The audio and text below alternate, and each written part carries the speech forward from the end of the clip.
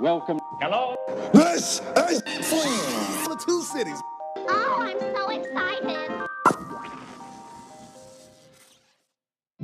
Hey everybody, welcome to another episode of Tales of Two Cities. I am actually with Nikki. I am looking her in the eyes for the first time. It's amazing. So, we are doing an episode on monsters or scary animals. And Nikki, would you like to go first? Sure. I just want to, front load this and let everybody know that we are currently in a trailer in my grandmother's driveway because oh god, I can't move. I gotta not move because we're not quite sure where to record things if we don't have closets to sit in. Yeah. So if the sound is strange or you hear a dog barking, it's probably because there is one. And we're not in the closet, so we're not in the closet today. Yeah. Okay, so I actually did some internet research and found a lot of information on monsters in the Pacific Northwest, but in the favor of trying to focus on the state of Oregon rather than everywhere, because Ellie yells at me when I have 17 pages of scripts. I tried to narrow it down to a few really cool ones. So tales of creatures are nothing new in the Pacific Northwest. There are many, many lists of strange, monstrous things that have been reported in the area, but I'm going to stay focused on just the state of Oregon in the interest of time and Ellie not yelling at me. So we've spoken before about Crater Lake in our episode on curses, and that's episode 3. Tread carefully. Check it out, because it's cool. So if you want to hear more about Crater Lake and the curses associated with it, you should check out episode 3. But Crater Lake is also known for the ghosts on Wizard Island. The deepest lake in the United States, Crater Lake is known for its stunning prismatic blue color and its intense beauty. However, Wizard Island, in the center of the lake, there are lots of legends about things that happen there. So, fire spirits belonging to evil men that haunt the island are said to have been seen. Park rangers for Oregon's only national park have reported campfires, and after taking a boat to the island to investigate, rangers find nothing and no one. No flames, no smoke, no fire, no people. Though Crater Lake and Wizard Island are not alone, the Columbia River is also a locus for folklore about creatures. Colossal Claude is reported as a 40-foot creature with a horse-like head, barnacled ridges, and a long tail at the mouth of the Colorado River near Astoria. In 1934, the crew of the Columbia River lightship watched him for hours through binoculars. According to an article in the Salem News, L.A. Larson, a mate on the Columbia River, described it as, quote, about 40 feet long. It had a neck some 8 feet long, a big round body, a mean-looking tail, and an evil, snaky look to its head. Claude has been spotted in the water near Lincoln City, and is reported in and out of the Columbia River to this day. In 1963, the Shell Oil Company were said to have filmed him swimming in 180 feet of water. People called this monster Martin, but many agree it looks just like Claude. I like Martin.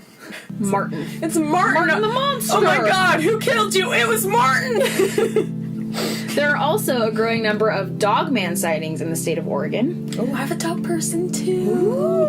Oh.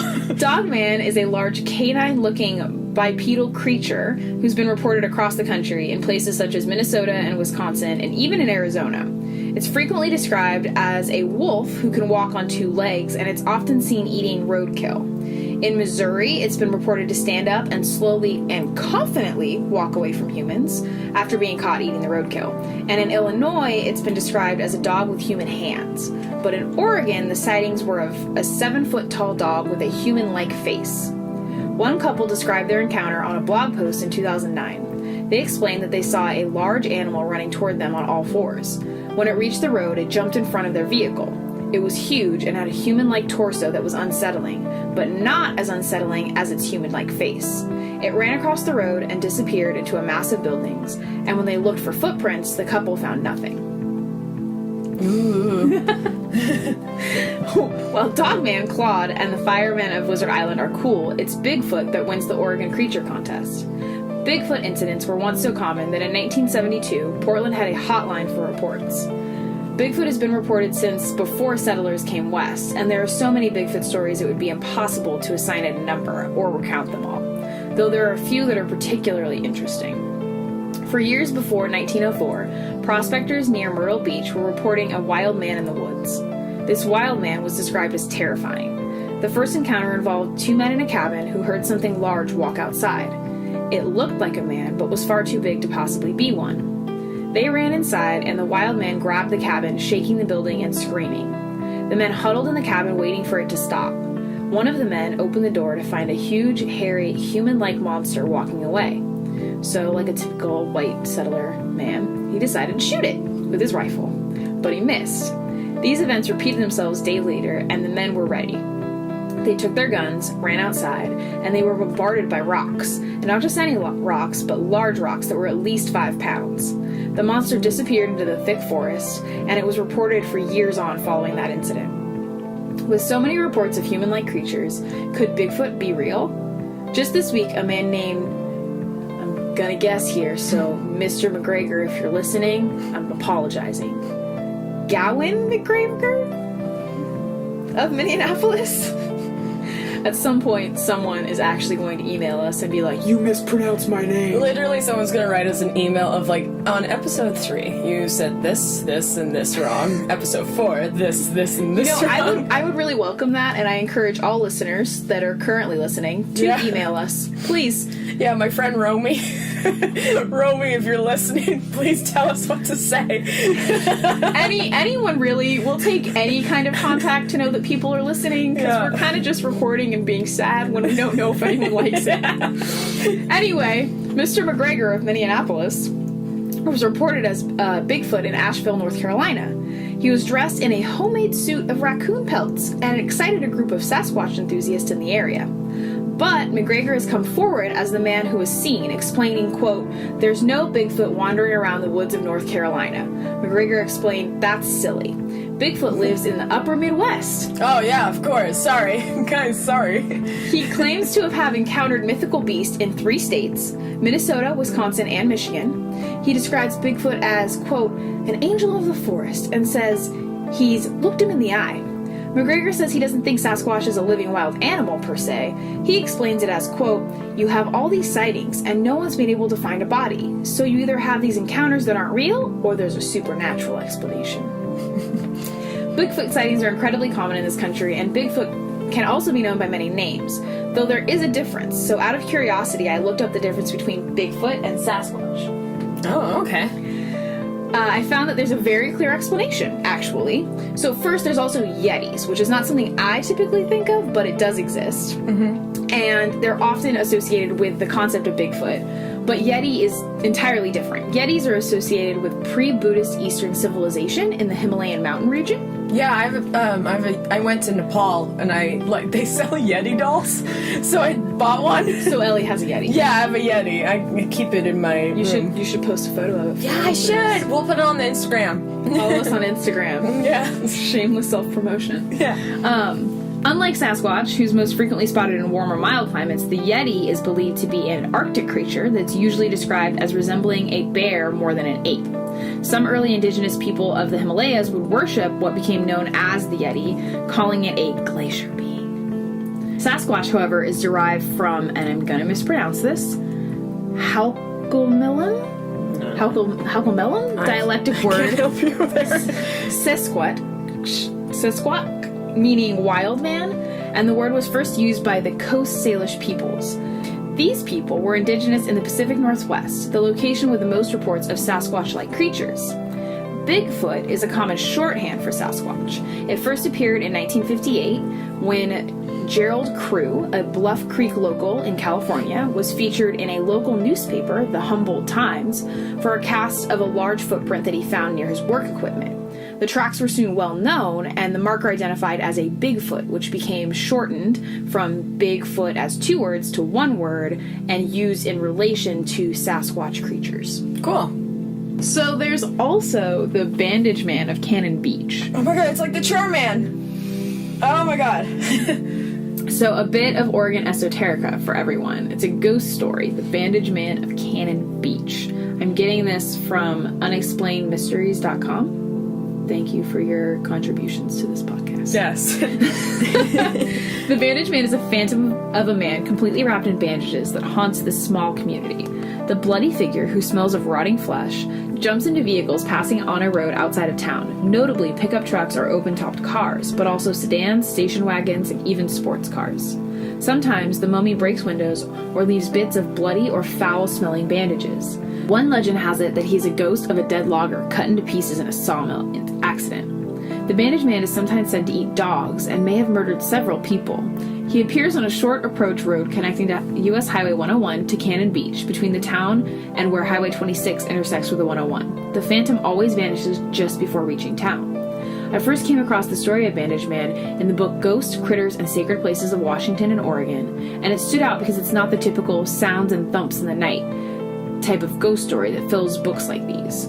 Not surprisingly, there's not much on the web about Bandaged Man. Digging around only reveals a handful of sites, with pretty much the same 1 or 2 paragraph description. However, I did find this post on Mystery Planet MSN group that sheds light on the origin of the legend.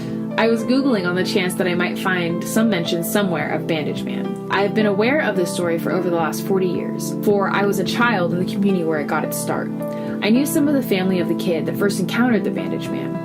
There's an old road that for all the years I was growing up was known as Bandaged Man Road. It was just an old section of Highway 101 that had been bypassed when a new section put in place, but it was still accessible and wasn't very long, just a short loop off of the highway. The whole thing from end to end could be driven in maybe 5 minutes or so. This loop of a road is a popular place for local kids to go out and park to make out. That is where the story started. 2 of the local kids were up there doing just what teenage boys and girls do when they are parked on dark, lonely roads. The boy had an old Chevy pickup, and his girl and he were sitting in the cab. All of a sudden, they felt the truck sort of lean, like something was moving around in the bed of the truck. They turned to look out the rear window, and there, looking back, was a bandaged face, with only some weird-looking eyes showing through the peepholes in the bandages. The bandaged figure started beating on the glass and the top of the cab. The kid started his engine, got it in gear, and tore out. His girlfriend was screaming in terror as the men in the back continued his pounding.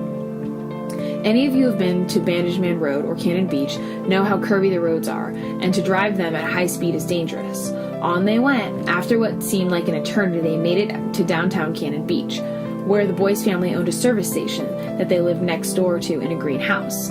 Once they got there, they looked in the back, and the bandaged figure was nowhere to be seen. I first heard the story back in 1960 or 61, and it's the original version. Some family of the kid still lives around here too. I know 2 of his brothers. So apparently, if you're in Cannon Beach, you should really watch out. Well, that's interesting. Bigfoot, Yeti. Wah.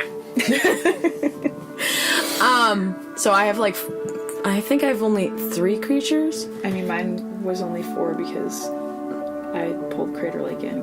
It's all good. But, but 2 of them are from Ojai. And from, the same area in Ojai. Oh, boy. So, the first one is the Ojai Vampire. And I will shamelessly just state that I kind of just stole everything from Weird California. I got very tired, and I couldn't write a script. So, the Ojai Vampire.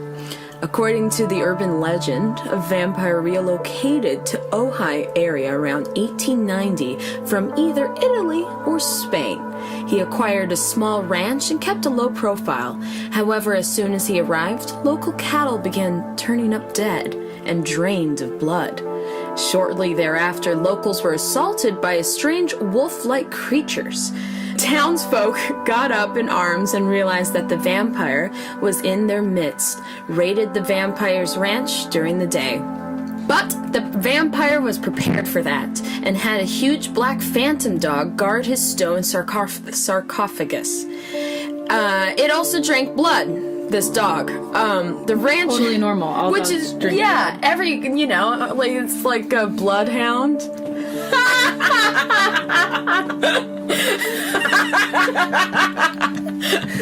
Oh, that was good. We're keeping that in. We are. That was good. That was I just really need good. all of our listeners to know that Ellie loves puns. That was such a good pun. Such a good I'm so proud of myself. Oh god, college comes second to this. The ranchers eventually repelled the dog with a silver crucifix and closed in on one of the vampire's above-ground stone tombs, hidden by an underbush and weed. Realizing its master was in trouble, the black beast charged the ranchers again, only to be turned away as they sprinkled holy water at the hell beast. So, listener, if you're attacked by a dog, just throw some holy water on it. It always works. Right? You know, science. The ranchers opened the stone casket and staked the evil monster that lay within, thus ending the vampire's reign of terror. The casket or stone sarcophagus is said to still lie there, hidden away amongst the bush and the weeds. It is an above-ground tomb with a small window in it. You supposedly can peer in the window and see the skull of the vampire. Another one is the Charman. Oh boy. Yeah, Charman. You know. Is he charming? Oh, that was good. That was good. Camp Comfort County Park seems to be a hot spot of weirdness. It's just south of Ojai in the Ventura County. It basically houses its share of spooky spirits, one of whom being the Charman. The ghost of the Charman, a hideous, burnt beyond recognition spirit, emerges out of the forest and attacks motorists, especially those brave enough to get out of their cars and yell from the bridge. It's so popular is his legend in the area that the bridge has been dubbed Charman Bridge. The Charman is no longer the man he once was, now horribly charred. I mean, come on. Like, you know. Like, is that obvious now with the amount of times I've said Charman? He is rumored to be covered in a black, burnt, peeling skin, wearing little more than charred bandages, and supposedly emits a disgusting burnt smell. He used to haunt Signal Street and Shelf Road, but as those areas became more and more populated, the legend migrated to a lesser inhabited area on Creek Road. Part of the story involves stopping your car on the bridge, getting out and yelling, "Help me, help me, help me," to which an incensed Charman will come rampaging out of the forest and attack you. I mean, let's talk this through though. Why would you do that? Like, why would you ever do that? Why would you stop the car and just try to say, "Help me, help me, help me," to get some guy that's burnt coming after you? I feel like that's the beginning of every horror movie, where you're like, don't stop the car. They stop the car. Don't get out of the car. They get out of the car. This is like in those movies, it's always some like jockey guy that's like, "Hey, I got an idea," and like we're the ones in the back that's like, "That's not a good idea." Yeah, but his fragile male ego is like, "I must do things. Yeah, I'm man. I don't get scared." And God. we're like, maybe you should. Yeah. There are 3 different origins of the Charman. The first and second both occur in the fire of 1948. In the first story, a father and son are caught in the fire. Both are horribly burned beyond recognition, the father sadly passing away before help could arrive. The son, meanwhile, goes insane from his injuries.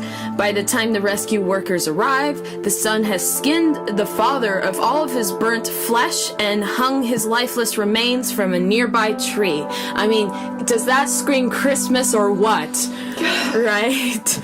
The son, of course, eventually escapes into the woods and becomes the Charman.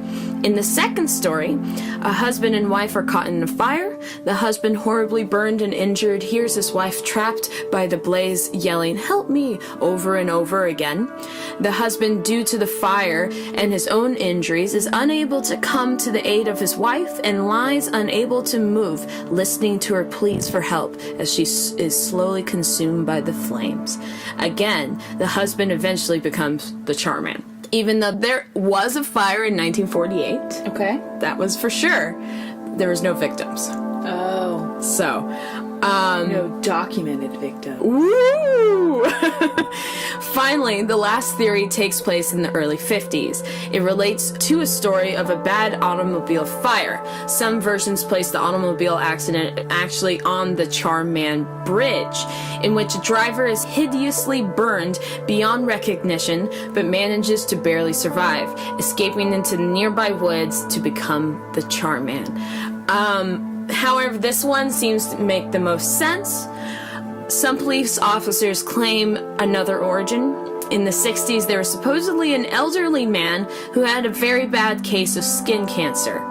His face and arm were badly disfigured and deformed.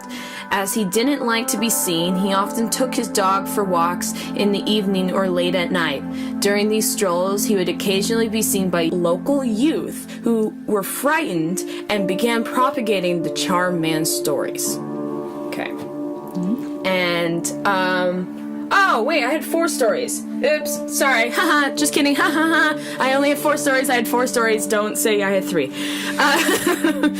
As the story goes, a tall, muscular, ape-like humanoid with long claws, gray hair, ram-like horns on the top of his head lurks around the Santa Paula area in Ventura County. This ram-headed monster calls the area known as the Cumulus Ranch its home.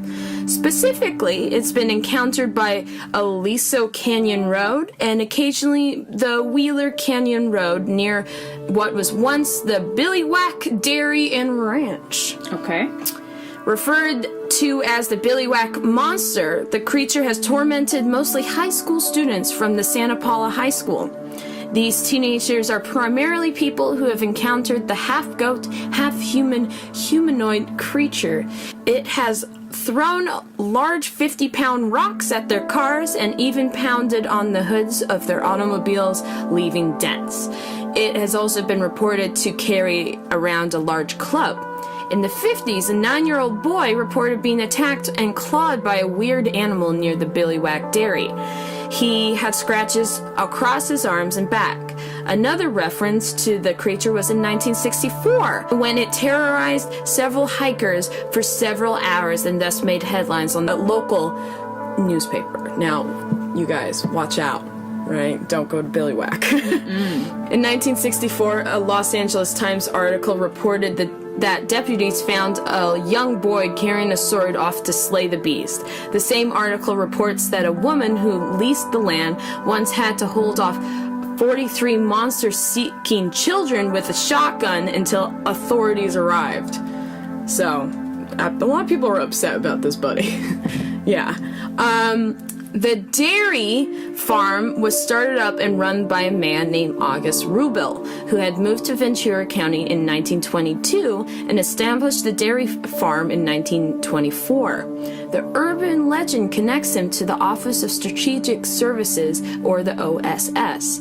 The OSS was a precursor to the CIA. If the legend is true, the OSS had Reuben performing experiments beneath the dairy, including trying to make a super soldier. As the urban legend goes, Rubel, after performing experiments in Ventura County, was eventually sent overseas and died mysteriously doing secret work for the OSS in 1943. According to the historical account, August Rubel actually died in Tunisia when he returned to service and the ambulance he was driving hit a German landmine. Yeah. And this is my last one. It's only like 4 seconds, so this one I'm going to make it sound very sexy. In 1961, in the Los Angeles community of Watts, a large creature was reported to the police for over 3 hours. Starting around 3:15 p.m., the bizarre creature had the body of a dog and the face of a woman. It was spotted by multiple concerned citizens. The creature ran on all fours, was covered with hair, and was spotted in the area of 103rd and Grape. So that's all the information I have. Dog people in California too. Yeah, dog people everywhere. You know, we're all the same. So are dog people and Bigfoot the same? Oh, maybe Bigfoot is just an evolved dog person. Maybe. Ooh. because they say they're human-like faces. Yeah, that's true. So how do you feel about Sasquatch? Do you think he's real? No. Why not? I just feel like it's a bunch of people that like dress up and they like to capitalize on. So it's Mr. McGregor in his raccoon costume. Yeah, because I don't think he also have seen. I don't think he's seen what did you say? He saw like 3 mystical creatures. That's sweet. Like that's really sweet, but no. Shouldn't we have more evidence? Like a lot of people play maybe they're real, but they live forever, so there's no bones, and they're really scared of people, so they hide really well. Yeah. And I'm like, but they're also massive. Yeah, you know? you can't hide when you're like 7 feet tall and covered in hair. Yeah. Like, and I know we have like a whole bunch of animals that we haven't really discovered yet, or whatever. Yeah. But that thing's massive, you know? So it's like, it seems odd. I mean, I don't know. I just think it's just a guy that's dressed up in raccoon hide. So Ellie is a non-believer. I'm a non-believer. I don't want to assert that I'm a non-believer as I get ready to go on a 22-mile hike back in the wilderness. Yeah. I will say that I'm skeptical of it being real. Yeah. Dogman, though, seems pretty legit. Yeah, the thing is, I think that the one thing I do think is interesting is just like, I liked... Wait, Dogs this is... barking. I know, Dogman. The dog's already barking. Dogs are barking for Dogman, right? I think it's interesting that there's a common sort of theme of dog people. Like, especially across the country. It's not just in a region. Yeah, it's not like just Oregon region, or whatever. Yeah, there's also, in Watts, which is also like a very weird place to have like a monster. Listeners who are not from Watts, it's not a place you would assume that there would be a random monster. Yeah, like Watts Very is pretty populated. much like, it's a city, so it's like weird that you would be like, oh, there's a monster in the city, Right. And I was reading some of the comments, and like people were responding saying like, yeah, I was around the train tracks and I saw like something scary and it like came after me and I like started crying and it's very weird. So I don't know, that seemed odd. Also, I think it's interesting, like with the Charman and like that explanation of maybe it's actually just a guy that had skin cancer and that basically, people just started telling tales. Because have you ever heard about that albino family in Pasadena? No. I was like I was in a class one time, and this guy was, for some reason, this guy turned around and started telling me about, in Pasadena, there's a family of albinos, right? And he was saying, like, a lot of us like to come up and drive up their driveway, and they have shotguns, and they try to shoot at us. And it's like, yeah, it's because they're the other, and you're trying to make fun of the other. I would absolutely shoot at people that kept driving up my driveway. Yeah, and it makes kind of sense that these sort of monsters that we create is like, we try to like expand on our own fear. Yeah, othering just perpetuates the fear of other, and then it becomes violent and terrifying and... Yeah. So, I just think that's pretty much what monsters are. They're just us that we're expanding into fear. So our practice of othering is really just like compounding our fears of what we are. Yeah. That's why, like, basically what we fear are the monsters that we are.